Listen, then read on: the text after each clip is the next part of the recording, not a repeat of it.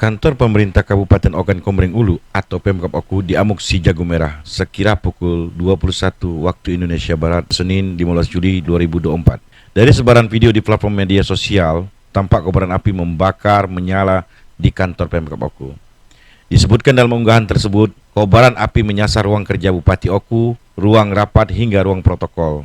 Menurut Sekda Oku, Darmawan Irianto, Dari informasi dari satu staf menginformasikan jam 9 kejadian kebakaran.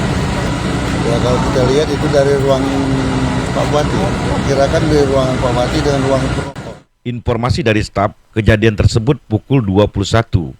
Bila dilihat tadi, api berasal dari ruang kerja Bupati. Diperkirakan ruang yang terbakar, sebut Sekda, dari ruang Bupati merambat ke ruang protokol hingga ruang videotron. Reporter Abror, TV Sumsel mewartakan.